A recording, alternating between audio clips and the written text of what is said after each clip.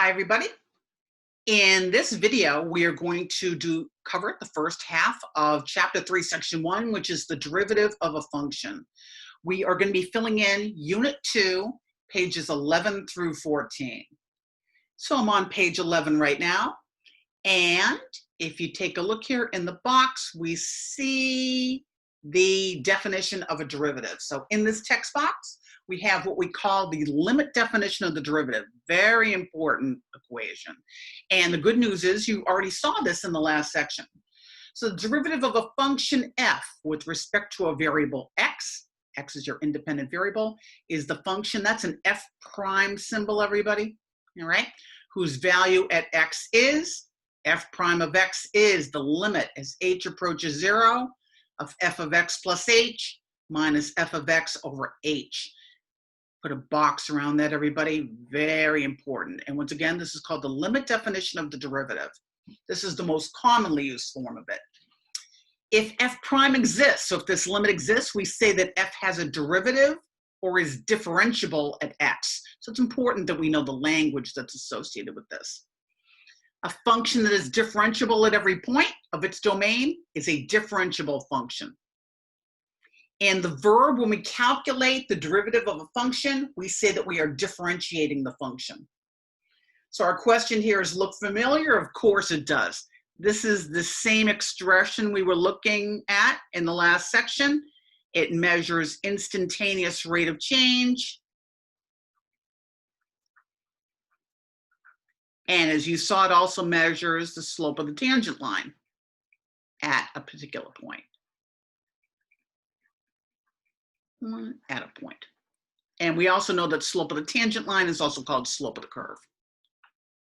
Now, before we show you, we're going to show you 4 examples of using limit definitions of the derivative to find derivatives. Eventually, we'll have some nice shortcuts for you. Take a look at the chart, the table at the bottom of page 11. These are different notations for the derivative, and everybody, you need to know all of them. And you also need to know how they're read. This symbol is read y prime, f prime. The most common reading for this is dy dx, not dy over dx, but dy dx. It kind of looks like the delta y over delta x you learned before, all right? Dy dx. Also, the derivative of y with respect to x. That's another way to read that, but dy dx is what most people call it. Df dx, if you're calling your function f of x, and the same thing here. Derivative with respect to x of f of x, all right? People also say d dx of f at x, but derivative with respect to x of f of x. These are the most commonly used symbols, these two.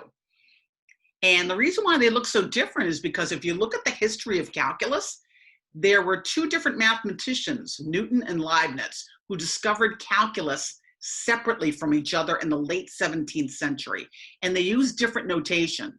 One of them used the symbols with the deltas, which eventually became the D's, and one used a little y with a dot over it, which eventually became our y prime symbol. So this is important that you know these symbols because you'll see all of them.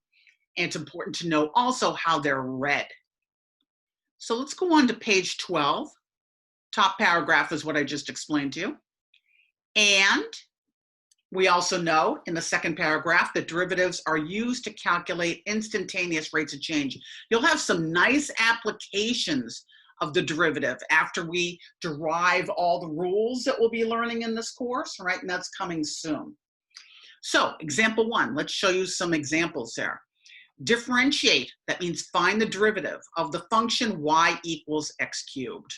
Right, so now we have a nice expression that, and a choice of a few of them actually, that we can put on the left side of our equation. So this is going to be the limit as h approaches 0. Remember, h is like delta x, but it's a lot easier notation-wise to use the h, x over h. So we're going to compute this, everybody. So notice I carry the limit down, all right? F of x plus h, you're thinking of this as y equals f of x, and this is x to the third. Remember, you're putting x plus h in place of x. So this is x plus h, all raised to the third power, minus the original function is x to the third, over h. Now, one thing you want to notice here, if you try taking the limit right now as h approaches 0, if you let this go to 0 right now, you get x cubed minus x cubed.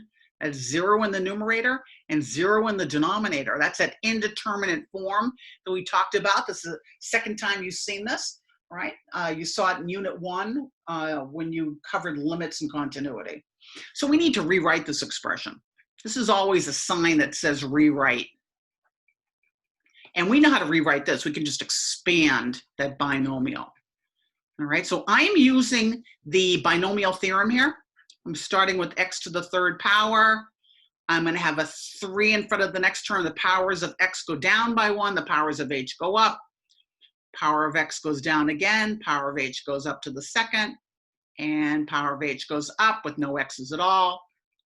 And if you remember that 1, 3, 3, 1 from Pascal's triangle. Once again, you could just multiply this out if you want, but the binomial theorem is faster. This is over h. All right, we haven't taken the limit yet, but now we're ready to cancel some terms here. So as we mentioned before, when you have a polynomial, the original term of the terms of the polynomial should cancel. And that leaves you with, you go back to red here, you have a 3x squared h, a 3xh squared, and an h to the 3rd. And this is all over h, all right? We need to do a little bit more algebra because we would still get 0 over 0. So let's keep the limit. We haven't taken that yet. And each of these can be divided by h.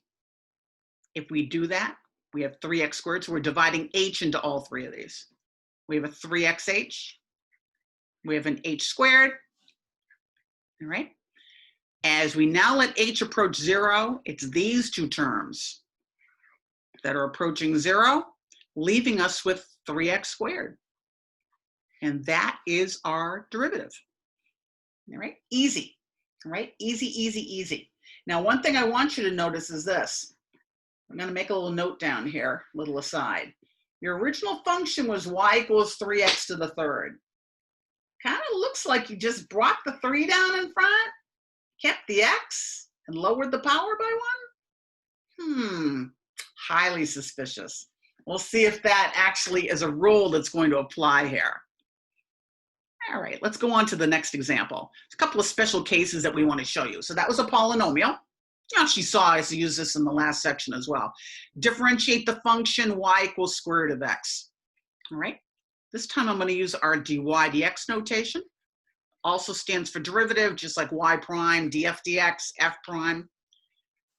And this is all we have right now. This is the only way we can compute the derivative, is with the limit definition. We have derived no fancy shortcut rules for this, although we will. All right, so this is the limit as h approaches 0. F of x plus h, remember you're putting x plus h in place of x. So that's the square root of x plus h minus the square root of x, the original function, all right, over h. Now, once again, if you try taking the limit right now as h approaches 0, you're going to have this little term go to 0. You'll have root x minus root x. That's 0, and that's 0. Means you need to rewrite. Now, here's a little trick. Question is, how do you rewrite this? There's no binomial to expand here, so here's the trick. You have seen situations where you have to rationalize the denominator of a fraction. You did that when you saw things like this back in pre-cal or geometry class. All right, you got the root 2 over 2. In this case, we're going to rationalize the numerator. So we're going to multiply by the conjugate. And I think you saw a little conjugate action in the summer packet. And this is root x plus h plus root x. All right? So let's keep that limit. We haven't taken it yet. In the denominator, everybody, leave this in factored form. Don't, in other words, don't multiply this out. Don't distribute the h. In the numerator, something minus something times something plus something. You saw that when you saw the difference of squares. So all we're going to do here, if you end up using FOIL, you'll only end up having the first terms and the last terms. The first terms, when you multiply that square root by itself, you get that x plus h. And for the last term, negative times positive is negative, and root x times root x is x. So we're going to do a little simplifying in the numerator. We're starting to run out of space here. So this is the limit as h approaches 0. We have an h over h times this expression, square root, x plus h minus square root x, that's all in parentheses. Can you now see that you're going to nicely be able to divide those out? H divided by h is 1, all right? So now let's take our limit. As h approaches 0, we have 1 over, this term's approaching 0. So we're going to have root x, and by the way, that should be plus, root x plus root x, which is 2 root x.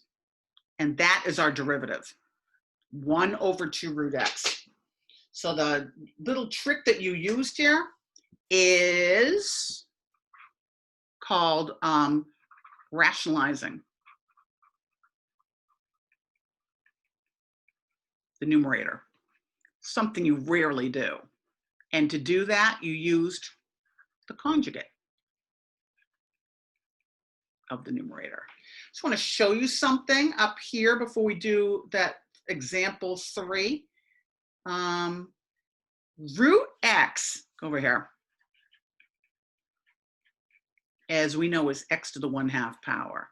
Now we had some suspicions about a shortcut rule, bringing the power down, keeping the x, lowering the power by 1.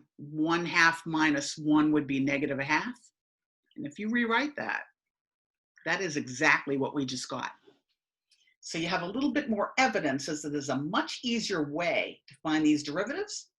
Can't use it yet because we haven't derived the formula for it, but we will. All right. So example 2, our final answer was y prime equals 1 over 2 root x. All right.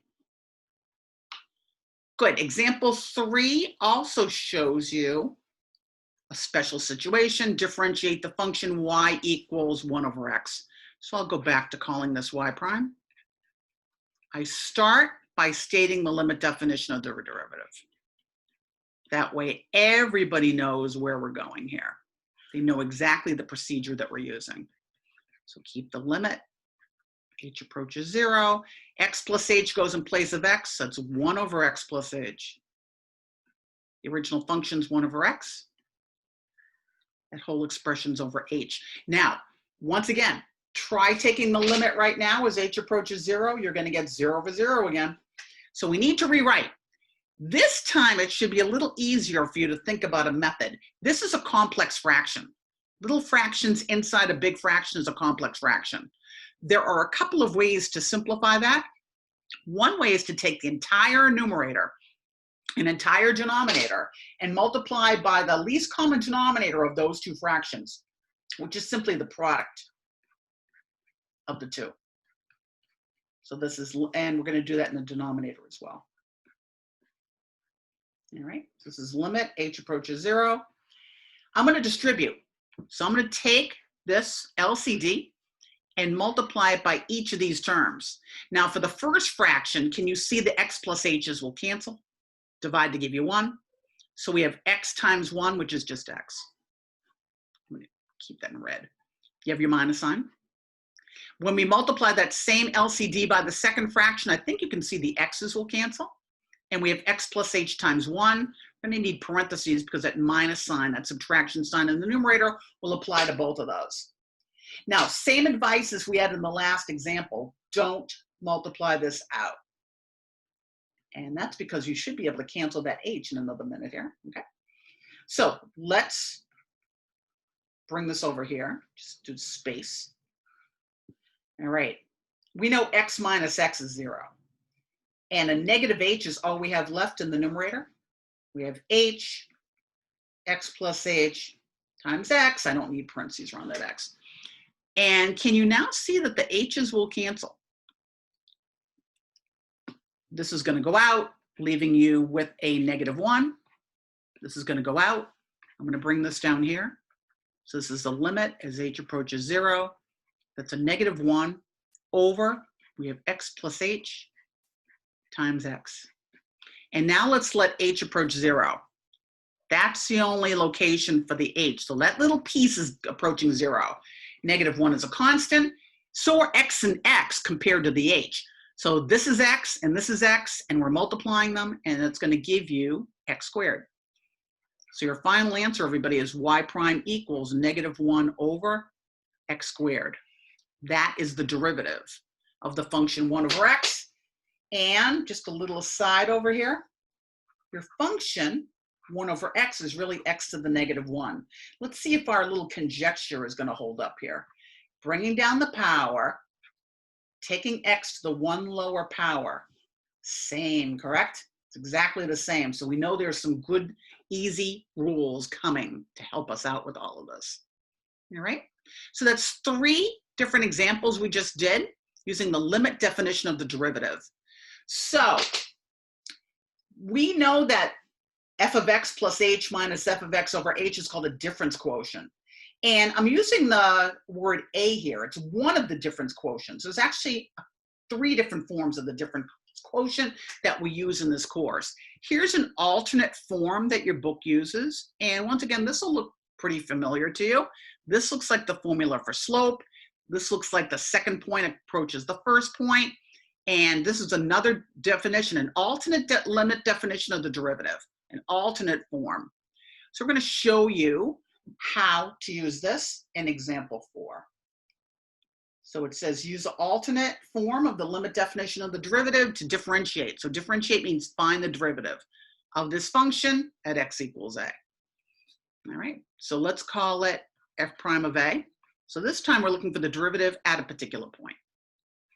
We want the limit as x approaches a. And let's just fill in here. F of x is the original function.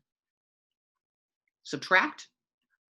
F of a means take your function and put a in place of x. That's just going to give us a squared. X minus a is the denominator. Now, once again, if you let x approach a right now, you'll get a squared minus a squared, that's 0, and a minus a, and that's 0 as well. So that 0 over 0 indeterminate form means rewrite. The numerator should look familiar to you. This is the difference of 2 squares. So we're going to have an x plus a and an x minus a for the factorization. That's going to work out very nicely. The denominator is 1 factor. And now you can take those x minus a's and actually cancel those out. So we're ready to take the limit.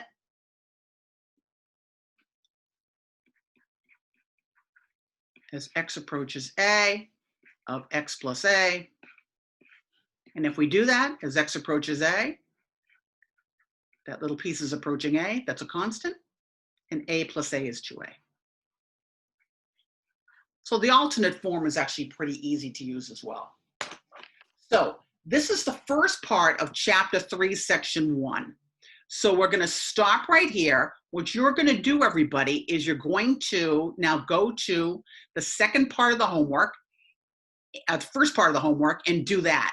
As soon as so go back to the checklist for week 1. You're going to do the first part of the homework. The problems are listed right there. As soon as you do that, you're going to come back and watch another video for the second half of chapter 3, section 1. All right.